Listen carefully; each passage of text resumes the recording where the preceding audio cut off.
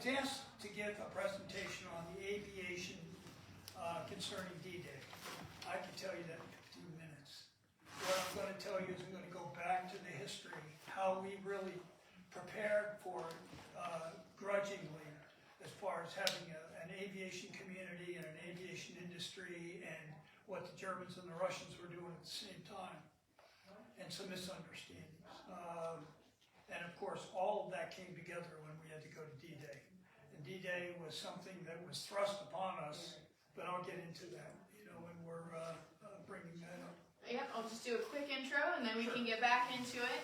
Hi everybody, most of you know me, but the ones who don't, and for Facebook Live, my name is Megan Campbell-Beard. I'm the Assistant Director here at the library, and it is my pleasure to put on these presentations for you guys. It's so much fun to find the different history topics that people really like to hear about. So today we are welcoming U.S. Army Lieutenant Colonel retired George Crowell. And he has a wealth of information that he is going to share with us today. He is a great person to get into a conversation with, whether it be armor, ordnance, aviation. He's got the experience serving in the Middle East and Germany and around the world. So today he's going to be focusing on, he talked to you a little bit just a minute ago, about D-Day, the aviation behind it, and how we got there, the history and why it's important to remember that history today. So, without further ado, George, take it away. Megan is also a Air Force dependent. Her father flew F-111s and F-15s. Yes.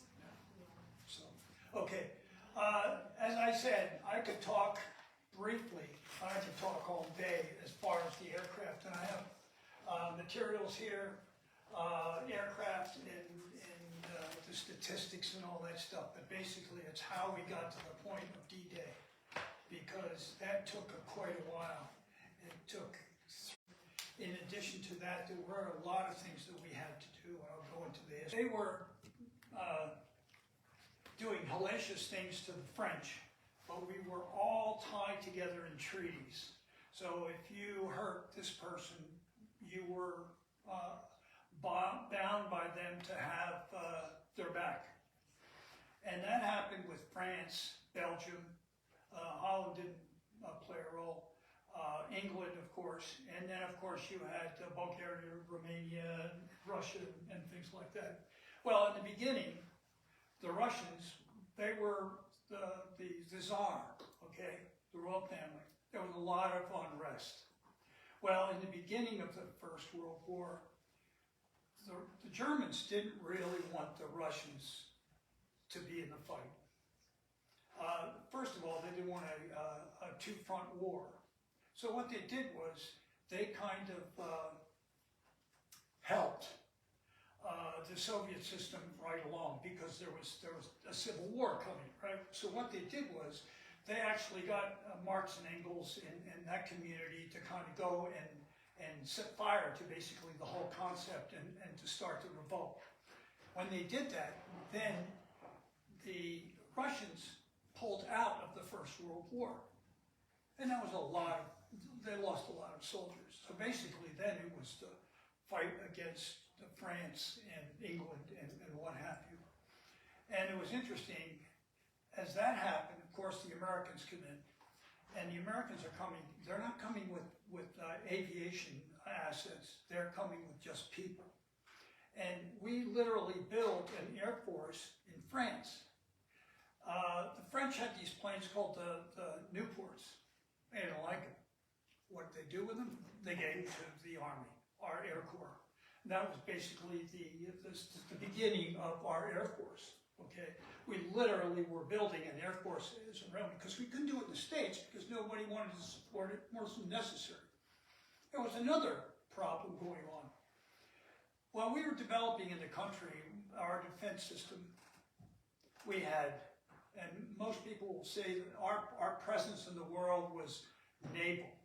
Okay, everybody saw the United States as a naval power, not an airplane power, not an aviation power. And then we had General Billy Mitchell.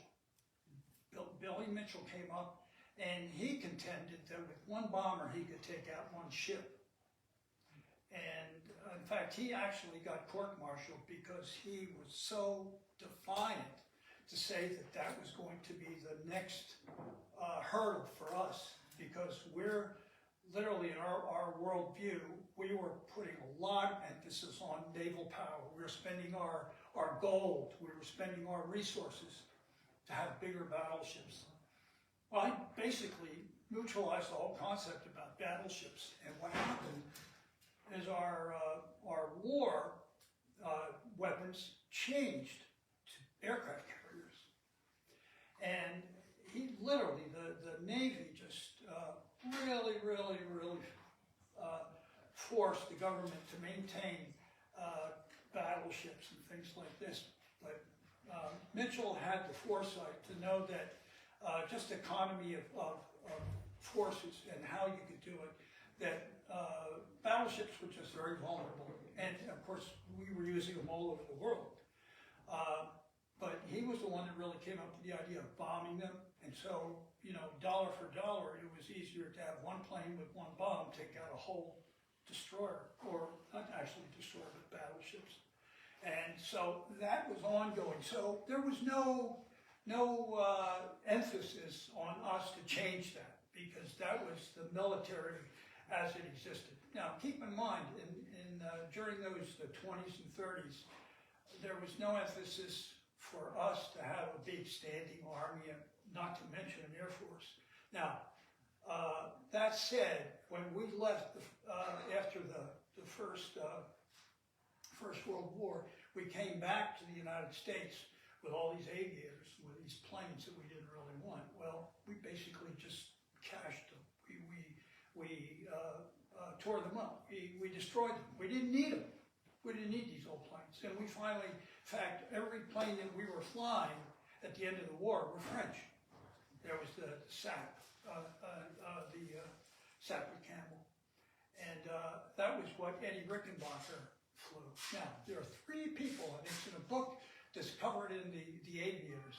There was Charles Lindbergh, there was Eddie Rickenbacker, and there was Jimmy Doolittle. And those three people had such a significant influence on aviation that we were lucky to have them. And of course, you all know that Eddie Rickenbacker was an ace. Now, he had gone in, and he loved racing cars. He was mechanically inclined, and he joined the Army, and he became a driver for Blackjack Pershing. As his driver, he was exposed to pilots, aviation, and things like that in our fledgling Air Force. Well, he got General Pershing to let him learn to fly. And he was just an enlisted guy, and he was a driver. But he ended up becoming our ace in the Air Force. And his interest in mechanics and engineering and all that stuff really was one of the key parts of our aviation industry, because he really saw a lot of things that needed to be done. Instruments, for example. And we really, early on, we lost a lot of pilots just in training. And a lot of it had to do with not having the instruments, of course, and then eventually it was going to be the regimentation, how you learn to set up units that they used in World War I. And he would carry that with him. So after the First World War, we were pretty much isolated. We didn't have the money. The Depression came along, and other things were happening in the world. One of those things was that after the First World War, we had the Treaty of Versailles. Now, the Germans, everybody was really anxious to get them to pay for all the death and destruction that they did. So what they did was, we had, of course, the Treaty of Versailles. The Versailles Treaty said that the Germans would not have an Air Force, would not have a Navy, and would not have an Army. And if they did, they were just like small unit sizes. Well, now, remember, there was a relationship with Russians, you know, that was not really elevated. Well, what happened was that right after the Weimar Republic, people were tired of war. People were tired of, and of course now there's depression. They were starving. The Germans were, the people. And a couple years from then was this man named Hitler that was coming up on the stage. Okay, and there was a vacuum. Okay, in the Weimar Republic. And so there were people, a lot of them were old soldiers, and they were tired of being pushed around because the French were telling them what to do. They were occupying, the French forces were occupying the Ruhr, and that really upset the Germans.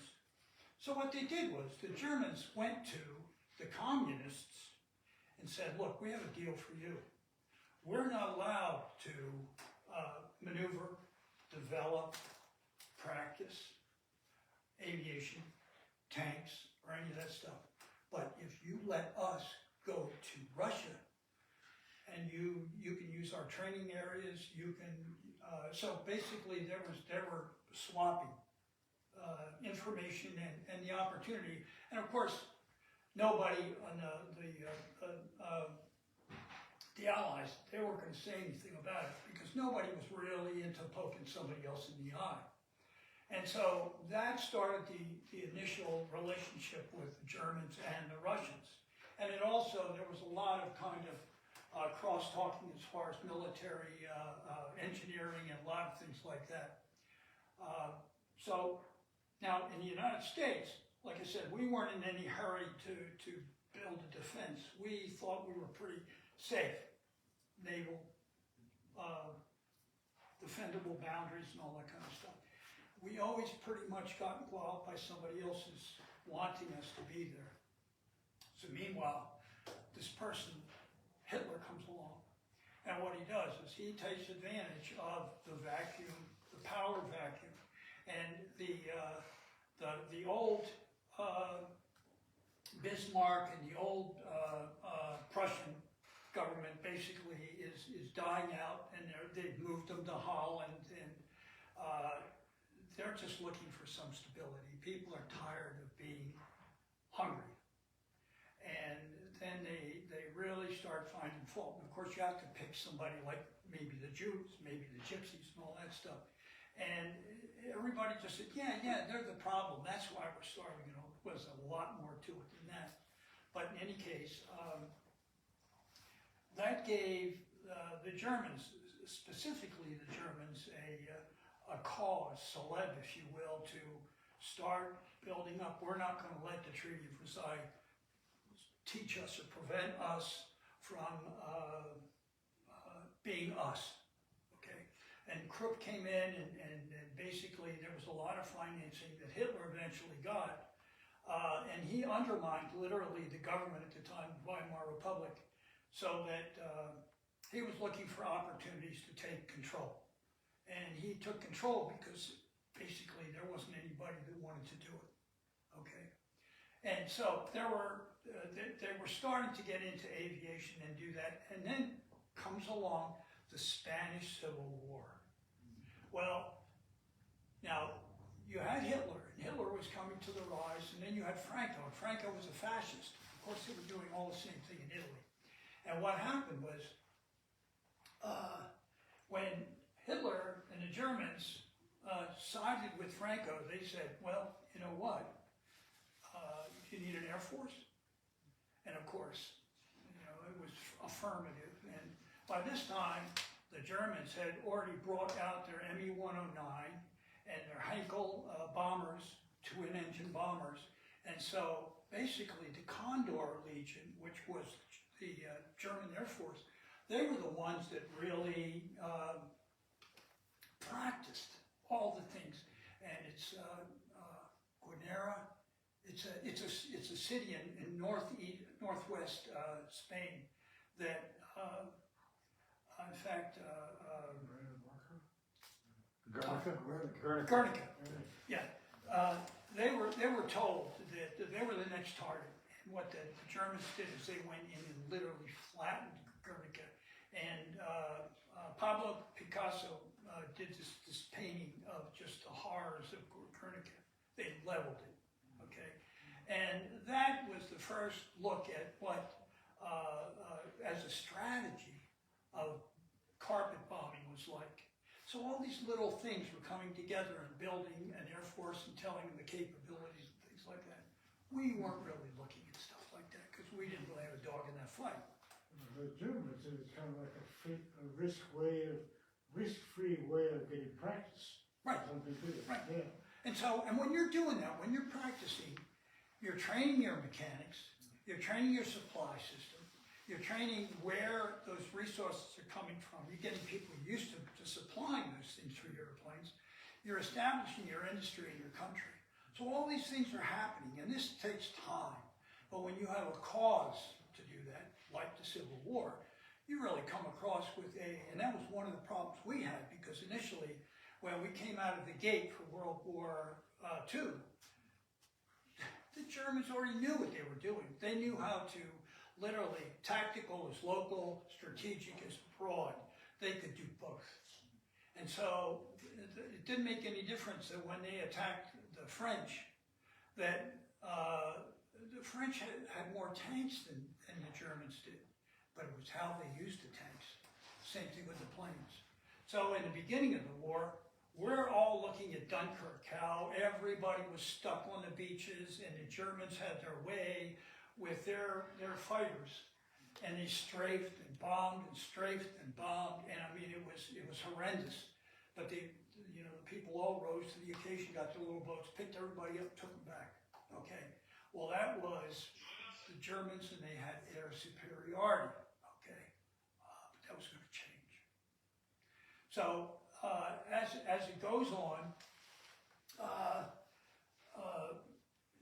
the Germans are now building up their industrial might, and they've got all the support in the world because Hitler's in control. And Hitler is eliminating the gypsies, the Jews, and anybody else. My family, and I might have told you or bored you with all this, my family was in Rotterdam. They were Americans. They couldn't get out of Rotterdam. And they saw what the Germans had done when they came in the 10th of May. And everything was okay in the beginning because the Netherlands was supposed to be neutral, but that didn't work. They came in and bombed Rotterdam anyway. Then people started disappearing. And then they started, if somebody shot a German or killed a German soldier, they would take 20 kids from North Rotterdam, East Rotterdam, and execute them in the town square. I mean, it was just doing all kinds of crazy things like this.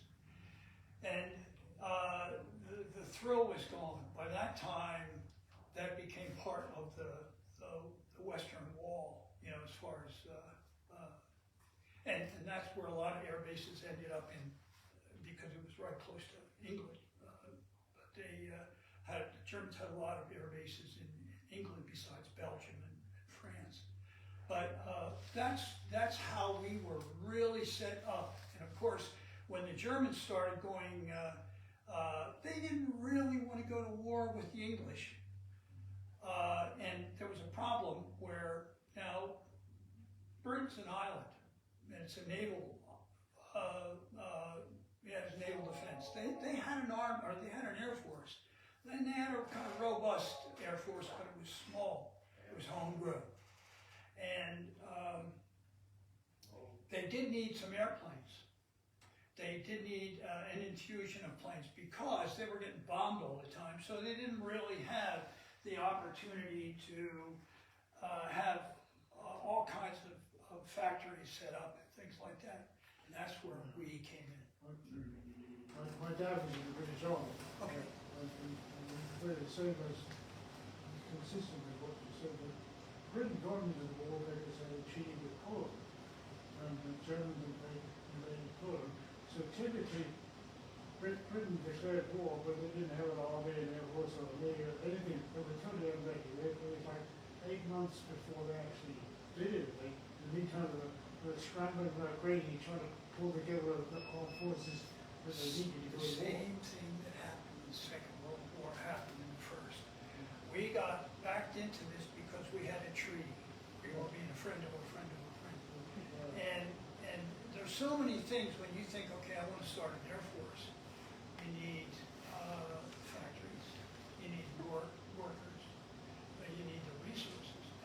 way that you're gonna get the resources where people are gonna vote you in to give you the monies or the ducats to do that is when they're threatened.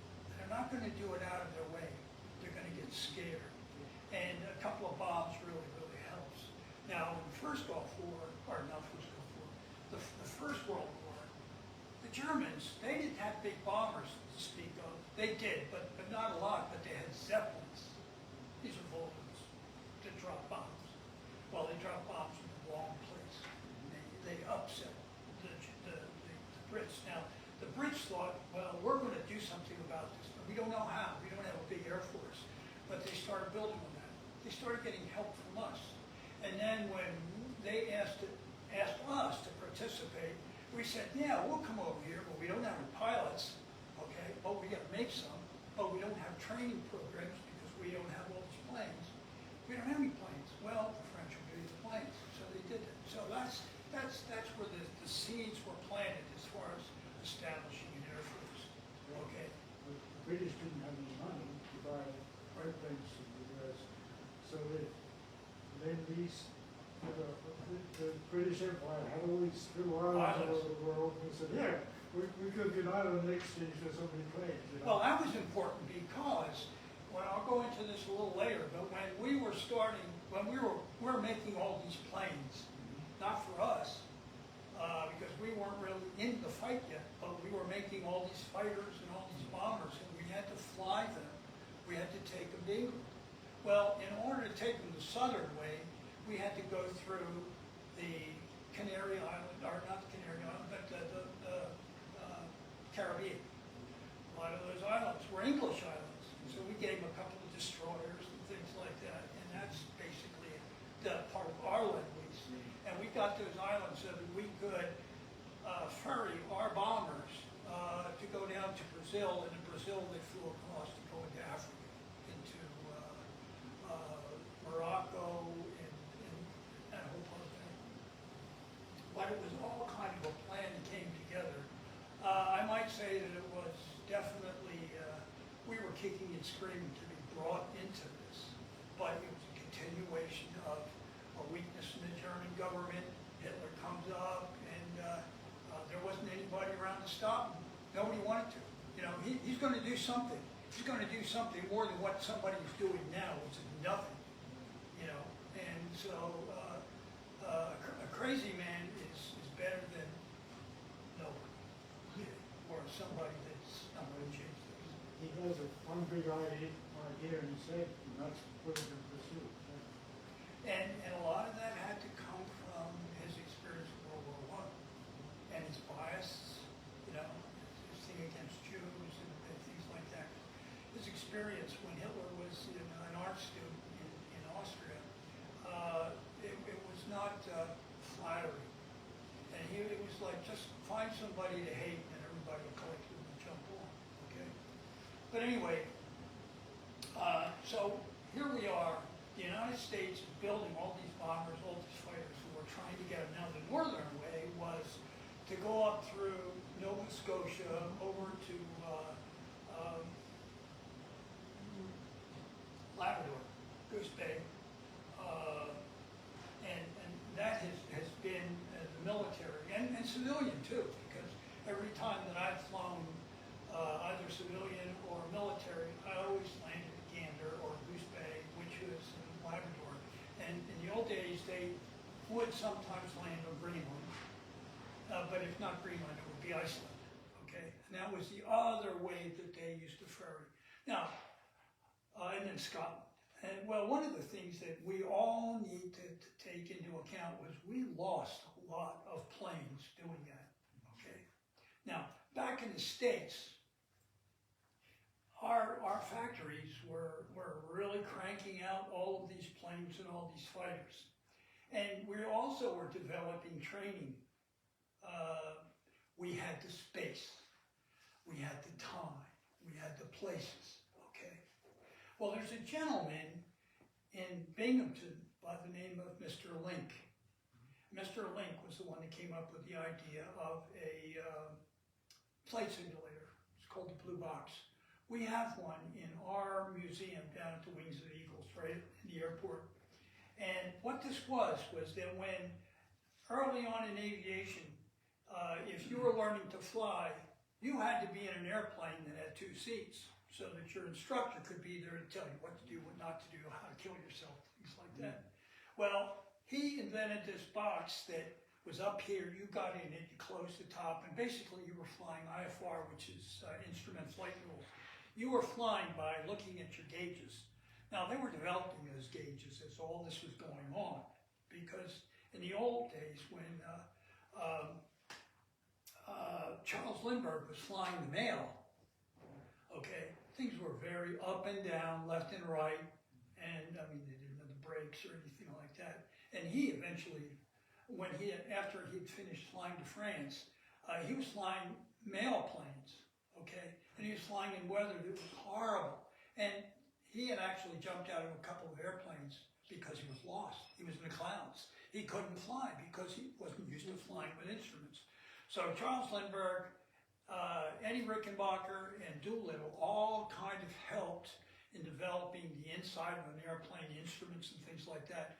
Mr. Link, what he did was he developed the equipment to have an artificial environment, which was basically flying in the clouds, and you had somebody sitting at a table with this little device, and where you would turn, there would be this little kind of little device that would be on a map, and it would mirror what you had done in the cockpit.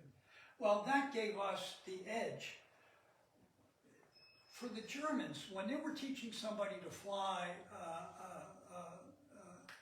262, Messerschmitt, the jet, twin jet, they didn't have 2-seaters, they had 1. In order to learn how to fly a jet, the instructor would be there on the wing and it would say, okay, this is how you go left, this is how you go right, this is how you climb, this is how you descend. Okay, good luck. And he took off. They lost a lot of planes. They lost a lot of pilots. Lots. Training, first of all, you have to have a good program. Second of all, you have to have all those devices that are kind of artificial on the ground so that when you're really flying, you know. And we really lost a lot of that, but we didn't lose as much as the Russians, as the Germans. And I think by that time we had the flight simulators to give to the Brits to let them use it as well. And so, you know, they were part of our wave of technology, whereas the Germans were kind of by themselves, okay? As that was all said, and we were doing that, we were learning to train our bomber pilots, for example. And that took, and I have it in my books here. First of all, my uncle, and I might have told some of you, my uncle was a crew member in B-17. And there's a long story about that. But when they were training to fly bombers, they would have to go to 4 or 5 different bases. One was your basic instrumentation, your basic flying, your flying IFR, your bombing ranges and things like that. We had the space, okay? The Germans didn't because people were trying to bomb them. The English didn't because they were trying to get bombed by the Germans. The only option that the English had was they could go to Canada, which is what they did also. And they also had planes made, English planes made in Canada. The only problem that they had was the SAE, you know, the measurements and calibers and all that had to be changed before the plans of making Mosquito. I don't know if they made Spitfires, but there was all kinds of that swapping back and forth. So that when we really started coming over there, we started taking some of our planes and actually selling them to the French, the Brits, the Finns, the Dutch, and it just goes on and on. And so that's how we kind of walked into the aviation community, you know. And by that time, the English were really learning that they were testing our airplanes. So there was the P-51, for example. The one that they had, that we sold them, had an Allison engine. Didn't really do anything. Couldn't fly high. It was a ground attack. Well, somebody had the bright idea when we gave them these planes or sold them these planes or we lent them the planes for Lend-Lease. He said, why don't we put a Spitfire engine in it?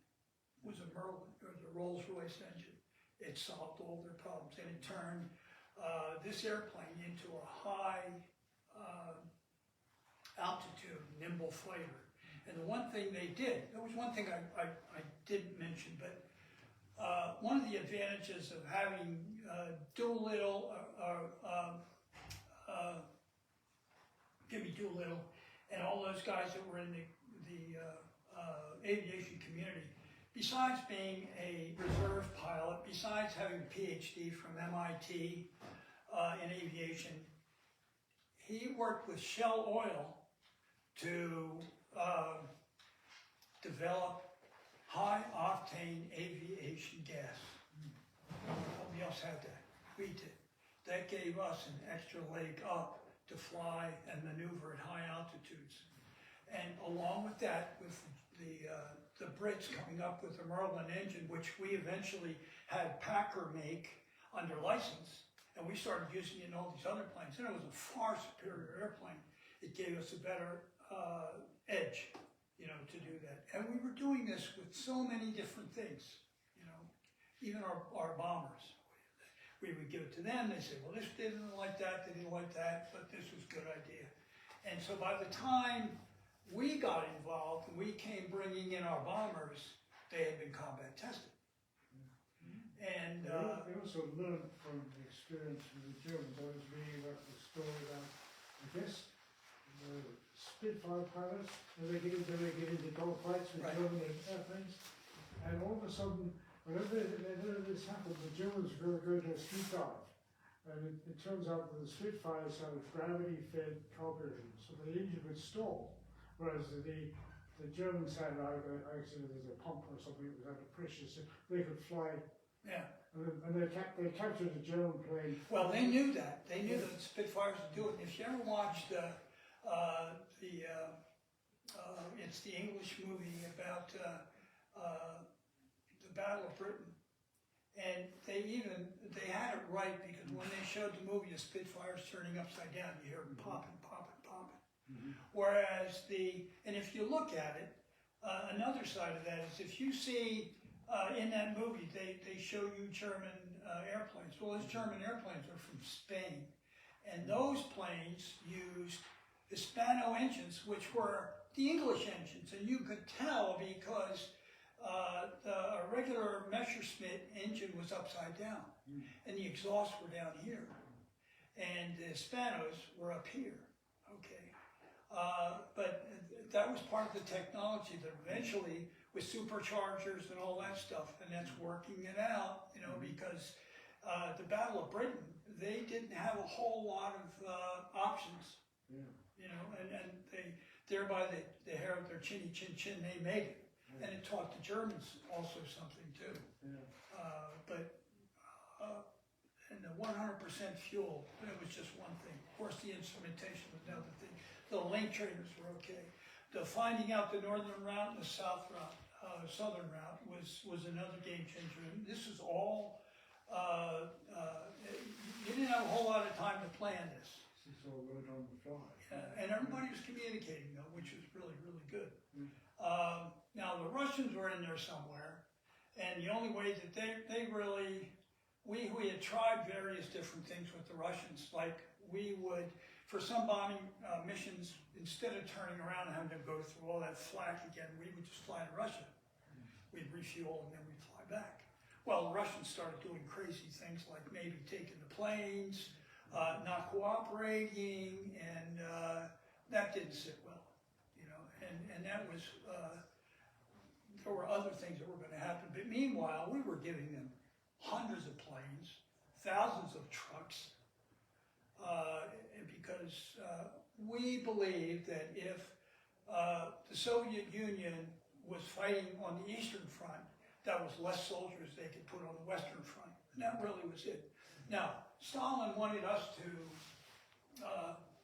have D-Day on the 1943. We couldn't do it. We just weren't ready. We didn't have enough things in place. We didn't have services. Because 42 is when we really started kind of coming in with the Air Force. By 43, we were here. Now, I show you,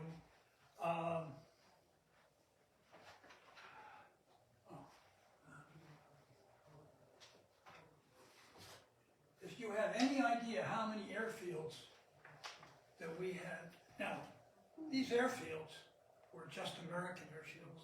These were the 8th Air Force and the 9th Air Force. 9th Air Force were the medium-range bombers and also the fighters, okay? And these others, and this is like where my uncle is outside of Cambridge. Now, that's not including the RAF bases and the Navy, or the Royal Navy's air bases. So it was like literally England at the time was an aircraft carrier. That's really what it was, okay? So, and you can imagine that when you're coming back off a 400 airplane strike, flying in the clouds was really exciting. And a lot of planes, there were many collisions in the clouds and things like that. But anyway, it's up here for you to see. But anyway, so as we certainly are working out all of the bugs of setting up an Air Force, by the time, and now our Army was setting up, because Stalin wanted us to invade, just take the heat off the Eastern Front. And basically Eisenhower had established that we were going to do it in 44, which is yesterday, okay? And to do that, we had to have certain things. Now, at the same time, as a country, what was going on in the Pacific? MacArthur. MacArthur was raising hell with General Marshall saying, hey, look, I need more airplanes. You know, well, he wasn't playing nice. He just said, I want it, I don't care. Now, Roosevelt, Churchill, Stalin had basically said that the priorities when we're fighting is going to be Europe first, the Philippines and the Pacific second, okay? And that was understood. MacArthur didn't want to hear that, you know, and he was whining and complaining. He's doing his job, actually. Well, that's exactly it. That's a good point. But the thing is, if you're Marshall and you're the guy that has to like hand out the food, who do you want to starve, you know? Or when is a good time to starve and that you're going to come back? And that really, really became a problem because Eisenhower had worked for MacArthur. He knew MacArthur. And when all of a sudden all these planes were diverted to go to MacArthur, that made Eisenhower livid because, you know, it was getting in the way of planning for D-Day. But eventually that was going to happen. So we had these hundreds of aerodromes being carved out of the English countryside, getting ready for D-Day. Now something was starting to happen around the same time as D-Day, which made that D-Day, and it almost didn't happen, but it was really key for us to have D-Day, and that was because the Germans were just starting to use the V-1, which was a terrorist bomb. You know, basically it was a drone. Yeah.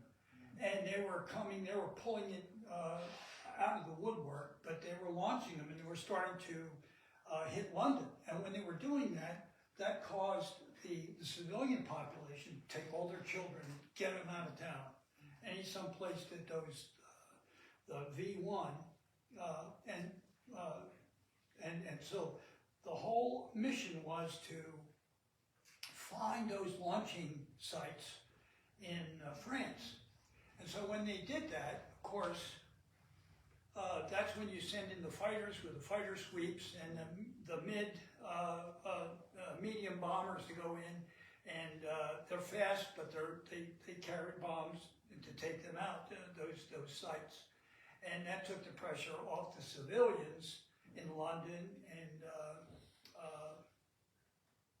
some of the other cities that they have, because they weren't really targeted. They weren't really guided, I should say. So it just kind of like launched it. By that time, their guidance system was very primitive, and it was like you go this way, run this heading for such and such, and then the fuel shuts off. And it was a terror weapon. They had another one waiting in the wings, which was the V2, which is things my mother saw, because they were launching them from Holland. So, you know, when we see a battle take place, there are 10 reasons why that should have happened. And that was starting to happen with D-Day, okay? Now, we went to extraordinary expense, extraordinary lengths to have D-Day. You know, and we lost, 4,000, it was just incredible the amount of people that we lost. But, the calculator that the military uses, you're gonna lose. You wanna lose more, or you want to lose less. If you want to use less, do it now. Do it fast. Get over the pain, okay? If you dilly-dally and you wait, the other person's going to have time to react, is going to have time to resupply, is going to do all that. That said, the minute that Eisenhower committed himself, and it was a combined effort with the Canadians, the Brits, and of course the Americans. And it was just horrible. I mean, all those beaches were not equal. I mean, we really caught it, and it was brutal, and the people dying. And of course, you've seen all the documentaries and whatever. But it only hurt for a couple days, and then we started pushing. We got Patton to come in, and basically, it was the way to fight. Now, there are cautionary tales, because all along as this was going on, we started to kind of pull back. You know, we were getting tired, okay? The Battle of the Hurtgen Forest, the Battle of the Bulge was an example of that, but that's a little bit in the future. But in the meantime, the first thing that happened when we made we had equipment on the ground. We started landing airplanes and building airstrips. And as it was going to happen in the next year, you would be in an airfield for 3 weeks, and then you were heading 30 miles to the east to another airfield.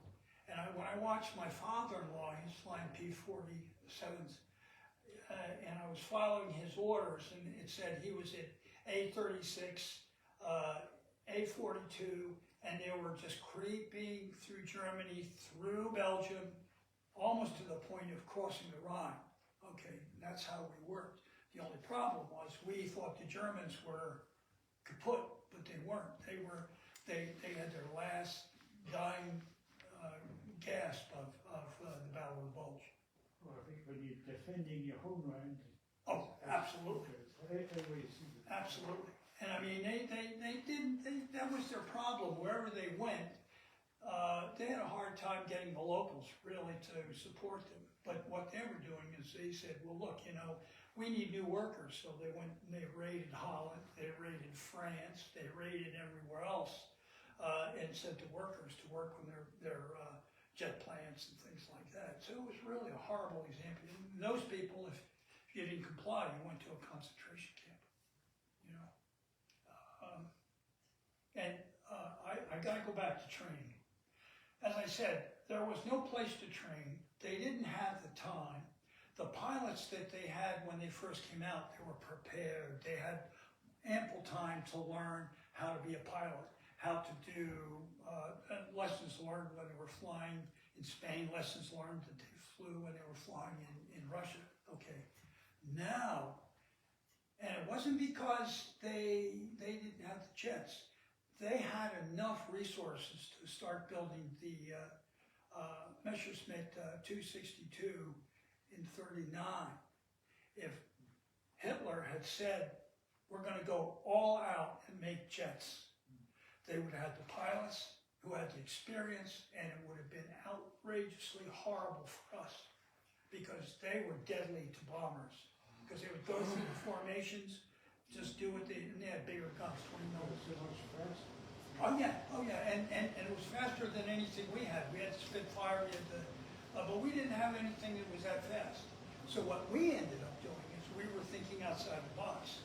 We would loiter, and we would wait for them when they came back to land. And of course, they were blind, they couldn't do anything. That's how we got most of our kills. Okay, so he was in Germany towards the end of the war. Right. There was a German jet that came over at the same time every day, about 4 o'clock in the afternoon. And as soon as he came over the horizon, all the guns were open up, and the flag completely unscathed, all the way across, being shot at because they're not used to shooting anything. Something that far, that fast. There was a lot of that, because, well, first of all, when you're in a B-17, they go to great lengths to teach a machine gunner in a B-17 how to lead. Now, when you're used to shooting at an ME-109 or a Focke-Wulf, you lead by this. Those 262s were so quick, so fast, that you didn't have time. You couldn't lead that fast, And that was a game changer for us because we started losing. And one thing I want to bring to your attention, that early on, when we first started going to Berlin, we would go in with 200 or 400 plane missions. If you lost 20 planes, do you know how many people that was? That was 2,000 people. 2,000 aviators, 2,000 radiomen, co-pilots, all that kind of stuff. And when you start seeing the list that I have here of the final tally of how many B-17s went down, you just can't believe it. And these were sons and fathers, it's just amazing. But the Germans had the same thing. They were losing a lot of people. Towards the end of the war, they had more planes than they knew what to do with. They didn't have enough pilots. And the pilots that they had were kids. And they didn't teach them because they didn't have the blue box. They didn't have the time to teach you. There wasn't a safe place to teach you. And so even if they had all the planes, they didn't have the pilots to fly them. They didn't have the expertise. And so basically we killed them by numbers, because it took a lot to do a lot of the things that they were asked to do. So let me But they killed themselves strategically by the decisions that they made. yeah. Churchill was wise. He was a wise statesman. He recognized that they were going to take hits, and they were prepared to take them. But he knew how to inspire the people. He knew how to keep them in the fight. Well, the war was definitely about the people. Right. But there was a point where after a while that, and you're experiencing it now here, where are you going to believe your lying eyes? Somebody's telling you that this is going to be okay, no. After a while, you just got to say no. And Hitler was, at that point, unsure of himself. He was angry. He was tormented. He was suspicious. He became very paranoid. And that didn't help their cause. Well, to say that, he was also on meds. He had a meltdown. Unfortunately, so did the rest of the country.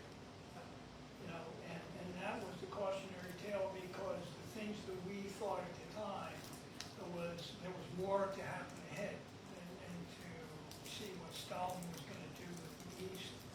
And Churchill and Roosevelt, they trusted. They trusted Stalin. Okay. That was not a good idea. But they were in a position where they were tired. They were just tired. And after a while, it's like believing in somebody has a lot to do with your makeup, has a lot to do with your feelings about how things are going. If you're depressed and if you're starving and all this other stuff, He'll believe anything if it's presented the right way. You know? But it was just about an example of what people will do against their own people. And it's like they're supposed to be the saviors. And that just went away, you know. But anyhow, one of the things I wanted to say after pretty much, does anybody have any questions?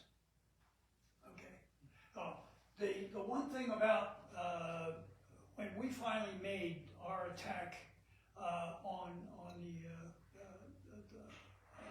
the beaches was we went in and we had all of these fighters. There were only, do you know how many planes the Germans had available to get in the way of stopping D-Day? No. 2 planes, 2 fighters. And they did a pass, and that's it. That was it. So we had air superiority. That's magic, because you basically control the skies. And that was good because you can then push forward. And the whole idea was to make sure. Now, we made some mistakes. The light bombers went in and they dropped, and I think we were talking about how they went in and they actually bombed too close to the beach. And there were some blue on blue where we got people killed. But eventually what we did was we pushed the Army along with Patton. Patton came up and he stirred things up. It basically made it so that the Germans were cornered in this place called the Falaise Gap. And that was a killing field. They killed thousands of Germans, horses, trucks, artillery pieces. And when Eisenhower walked the ground, he was sick. There was just so much death and destruction, you know.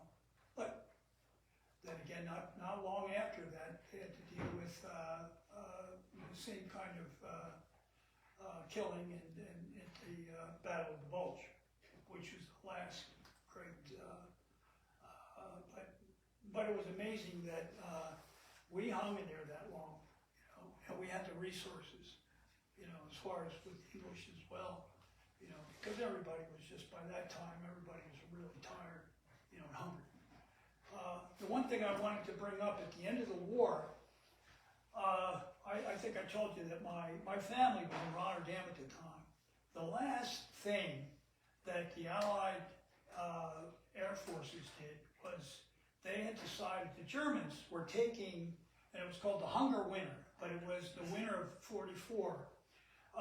The Germans, because of the unpleasant example of Operation Market Garden, where the 82nd, 101st, and the British para and the Polish para went in, and they got pushed back. Well, the Germans didn't like the fact that the Dutch were so happy to see us. So they ended up taking all the food in Holland at the time. And they said that they left a 500 calories per person was what it was. But they took all the food to Germany because they didn't really have a lot of food. And what they did was, the Germans, my mother was telling me these stories, and when I grew up, I was hearing these stories about roof rabbits. Roof rabbit was a cat that they took the tail off of it, and you didn't know the difference between a rabbit and a cat. But you had something to eat, and they would eat tulips. That's how bad it was. And they, even in the people that were observing the Dutch, that were observing the DNA of the Dutch people, there was a blip in the DNA that said that during that time, there was a marked difference in the DNA of the people of Holland that survived that because of the starvation. And it was the kids and it was the old people. And my aunt she was 12 at the time. My grandfather, who was, by that time, he was a senior, he had stepped off from a curb, and a German officer came up and kicked him and broke his hip. Mm-hmm. And of course, there was no time to be in a hospital, not during the war. Anyway, where I'm ending this whole thing, is that all the air forces that were in England decided they were going to go, and they had to talk to the Germans now. The Germans weren't going to defend anything because there was really nothing left to defend. And so they, along with the Red Cross, they had places where they were going to drop food. So all our bombers no longer had bombs in their bays, but they had food. And they dropped them to the Dutch.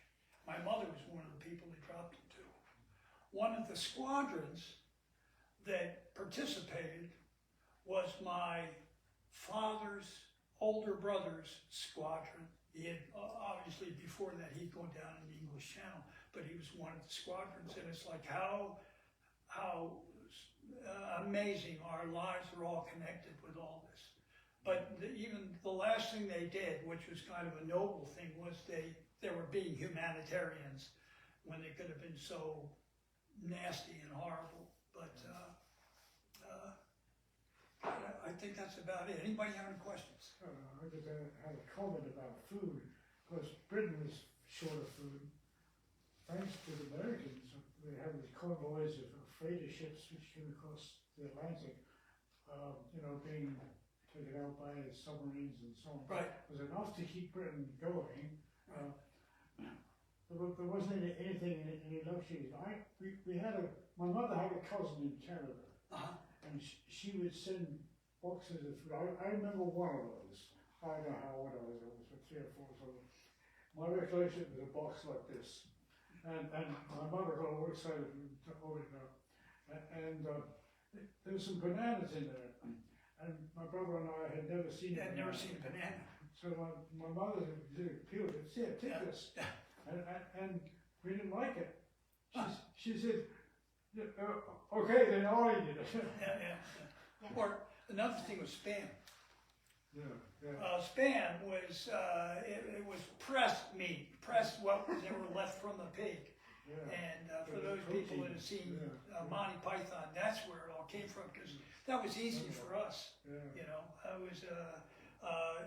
it wasn't garbage; it was just the tailings of all that. But if you were hungry enough, you loved Spam. The other thing my mother said about was a can of shortbread. Yeah. Because the only thing you have is lard, and there wasn't much of that. We used it for cooking, used it for baking. So rather than being a dessert or something, she got all excited because now she had shortbread to cook with. Yeah. You mentioned the DNA. What was the difference?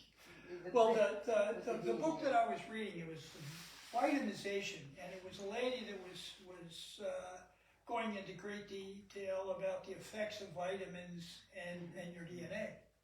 And it was the first time. Now, I have heard the stories, but I never heard the title, The Hunger Winter. And the hunger winter was that time where there was starvation in Holland. And she went into great detail that they saw this as a significant biological event because the DNA of people that were living at that time were marked. Because if you know the Dutch, for the most part, they're all tall, long legs, blue eyes, blonde hair. Good looking. Yeah. But in fact, all my cousins, in San Francisco, in that area, they're all tall, they're all blue-eyed, but that was, and that's just when they started talking about DNA.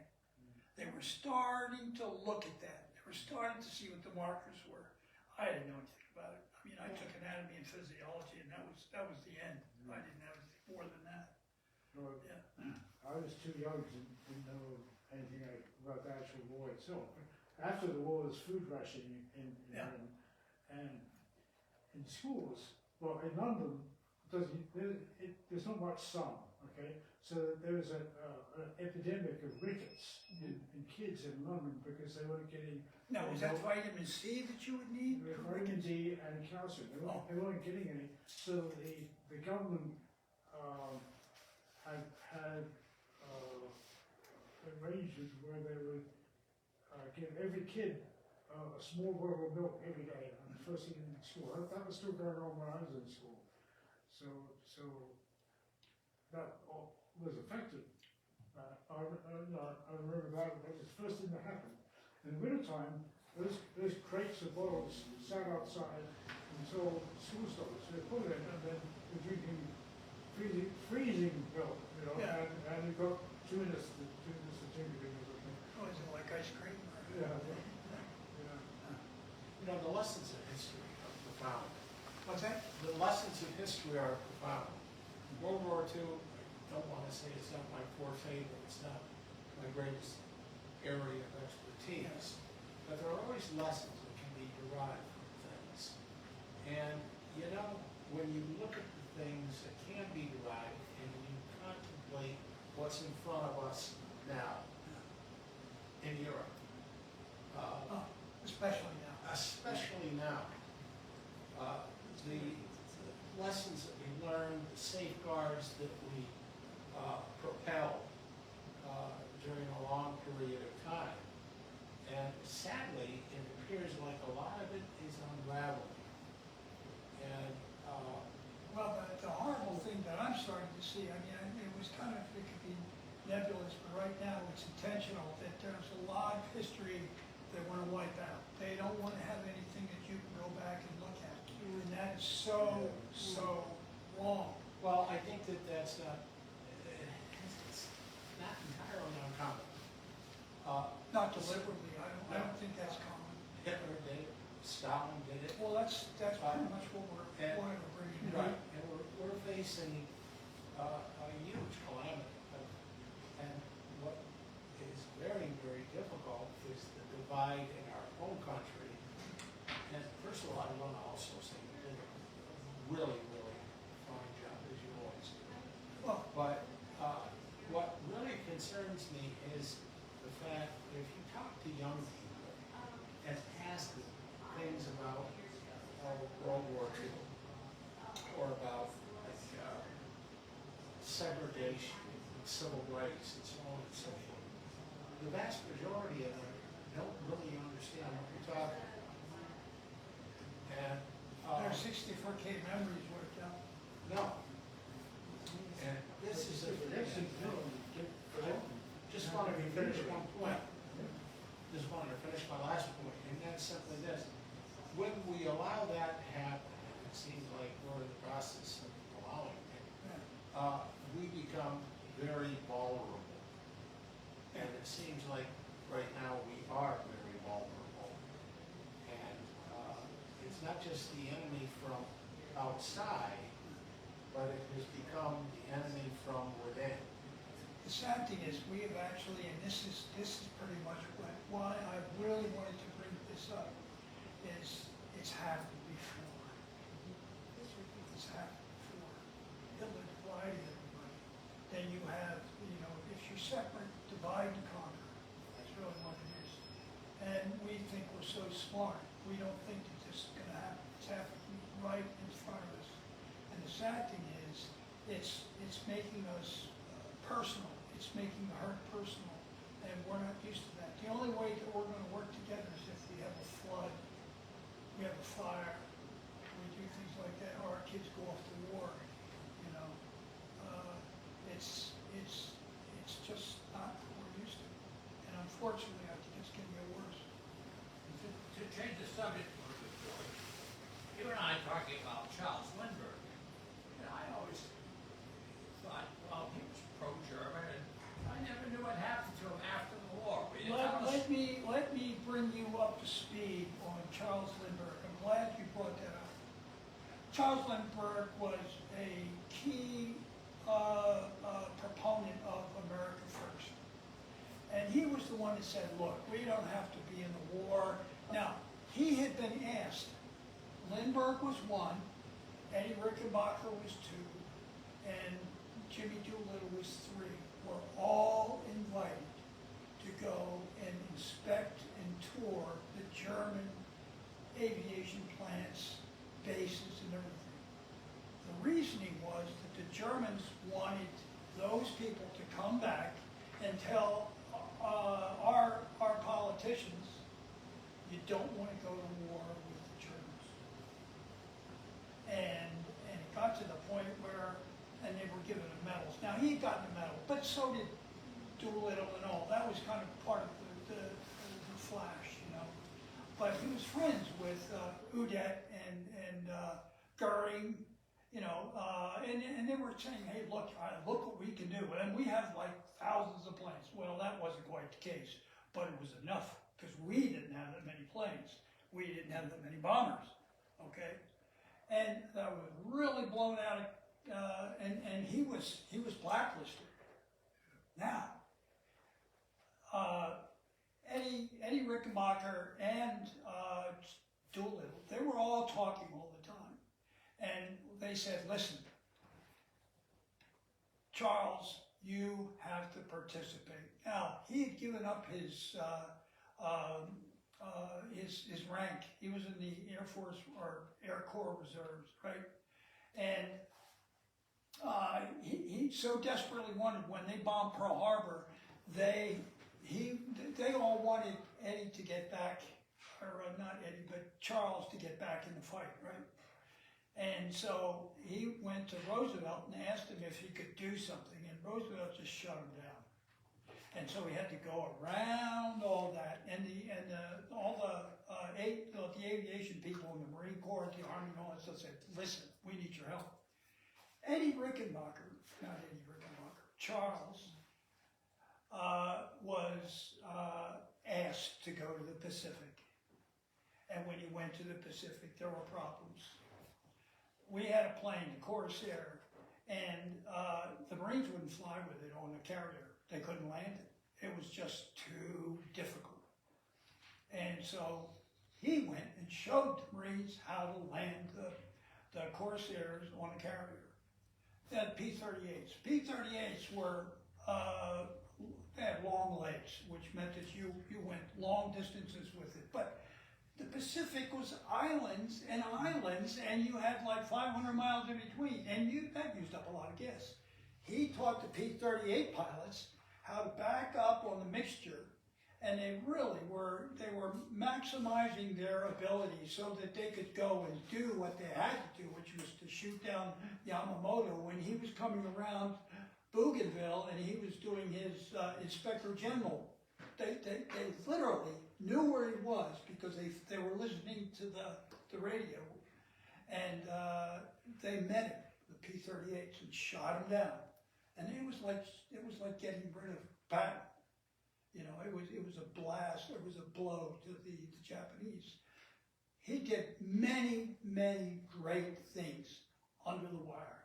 He even shot down a Japanese Zero. Of course, when that happened, MacArthur went through the roof because people started talking about Charles Lindbergh and not about MacArthur. And at that time, MacArthur was in the headquarters in Australia, you know, and there was a lot of that, you know, but he was an odd duck, but he was a fair man. When did he pass away, George? What's that? When did Charles Lindbergh pass away? It was in the 70s, and he died in Hawaii, Maui, I think. One other person, he was not an aviator, he was a titan of American industry, who certainly developed a warm rapport, a working rapport with the Germans. It was Henry Ford. With who? Henry Ford. Yeah, I forgot to mention that. Well, one of the things, you know, our industrial complex made it easy for us to do amazing things. One of those things was they went to Henry Ford and they said, listen, we need your help. And what Henry Ford did, he made the longest building in the country, and it was a mile wide outside of Detroit. And it's where they made B-24s. They made, I think it was 2 planes a day rolling out.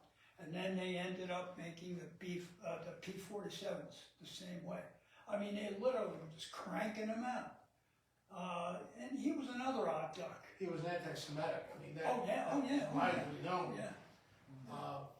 And he admired Hitler privately. Yeah. Well, and that could be said about Patton too, because Patton, he said, well, he respected somebody that had the guts that he had, but, it was irreverent as heck. It definitely was. Yeah, that was a little bit before Donald Trump came out. They're always there. They're always there. You have to just look at the, I'm just looking at timelines. well, you have to be able to read the tea leaves, and if you see them, the thing is, you can protest too much. You just have to point it out and hold on, because if you say too much or you do the wrong things, you're just as bad as they are. That's kind of why I went to these details.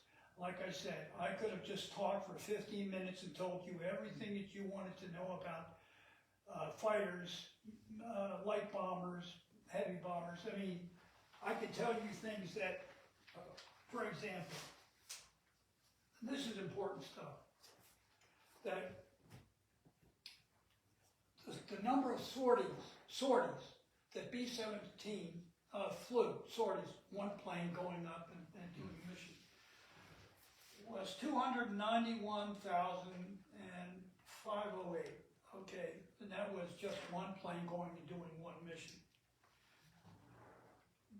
We lost 4,688 B-17s. Now, times 10, that's how many crew members we lost. Okay, that's just B-17s. B-24s, which is kind of like a B-17, another 4-engine bomber. We lost 3,626. They were the planes that were made by Ford, okay? That was that many. Once again, it was 10 times that price, and that was the many of the planes that we had. That was just in Europe. That wasn't in the Pacific. That wasn't in all, and that's a sacrifice. And then you go so far as B-26s and things like that. But it's undaunting, when you think about that. That's not to mention the crashes. That's not to mention the planes that went down because they had a malfunction. It's just amazing. And I guess the good thing is we're using drones now, but it's just almost too much. I wish I had more time. I would tell you the story about my uncle and my wife's father. George, I've already heard a few of those stories. Yeah, no, I'm not going to do it. I'm not going to do it. But the reason I was brought just it going to up, say, I also had the pleasure of knowing your mother, and Yeah. she was a very charming woman. she was a And bitch. She could Yeah. add to what you've already shared today. Well, and this puts a point on all of this stuff, because when I was in the military and I was in those places, it all came together, and I got a chance to know some of these people, and of course, we didn't have the bias. We were in Germany, and just 10 years before that, we were killing these people, and it just makes you wonder. But anyway, thank you all for coming. I really appreciate it. I hope you got something out of it.